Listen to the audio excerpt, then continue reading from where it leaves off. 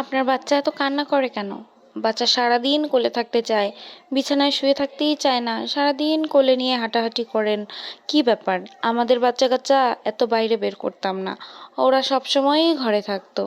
বাচ্চা যদি এত কোলে নেন তাহলে বাচ্চা কোলে ওঠা হয়ে যাবে, আর কোল ঘেঁষা হয়ে গেলে তখন আর বিছানায় শুতে যাবে না। ঘুম পাড়াতে হলেও তো আপনি কোলে নিয়ে রাখেন। যদি শুয়ে ঘুম পাড়াতে না দেন তাহলে পরে আর বাচ্চা শুয়ে ঘুমাবে না, তখন অফিস করবেন কিভাবে? আমাদের বাচ্চা এত কান্নাকাটি করতো না, অনেক শান্ত ছিল। আপনার বাচ্চা তো দেখি সবার কোলে যেতেও চায় না, অন্য কারো কোলে গেলেও কান্না করে, সব সময় বাইরে ঘুরতে চায়। আমাদের বাচ্চারা এরকম ছিল না। আমাদের বাচ্চারা সব সময় বিছানায় শুয়ে থাকতো, আর কেউ কোলে নিতে চাইলে তার কোলেই থাকতো। শুধু খিদা লাগলে মায়ের কথা মনে পড়তো, এছাড়া তাদের আর মাই লাগতো না। এরকম কথা শুনতে শুনতে আমি পাগল হয়ে যাচ্ছি বাবা। শুধু এখানেই শেষ নয়, তুমি যখন ব্রেস্ট ফিড করার সময় চিৎকার করো, ঘুমানোর সময় কান্না করো, কিংবা রাতে হঠাৎ জেগে গিয়ে অনেক জোরে চিৎকার করো, তখনও মানুষজন পরের দিন সকালে আমাকে জিজ্ঞেস করে, আপনার বাচ্চা রাতে কান্না করেছিল কেন? ঠিক মতো খাবার পাচ্ছে না? ও প্রত্যেক দিন রাতেই জেগে যায়, প্রত্যেক দিন রাতেই কান্না করে। আপনার বাচ্চার অনেক জেদ, এত রাগ এই বয়সী, পরে যে কি করবেন বাবা। তোমার জন্য এরকম কথা প্রতিনিয়ত আমার শুনতে হচ্ছে, তাতে আমার কিছুই যায় আসে না। সব বাচ্চা সমান হয় না।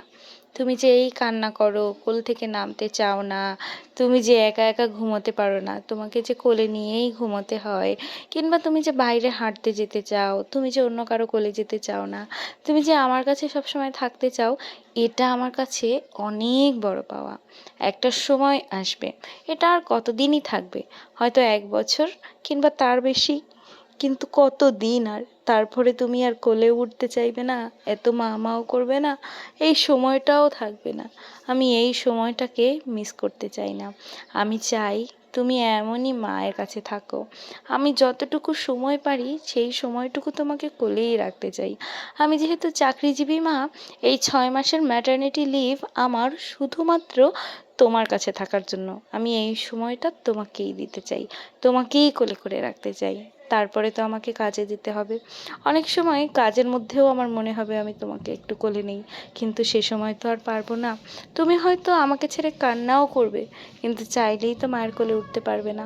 এখন অন্য কারো কোলে যেতে চাও না, তখন মা যখন কাছে থাকবে না, তখন বাধ্য হয়েই অন্য কারো কোলে যাবে, কান্না করে নিজে নিজেই শান্ত হবে।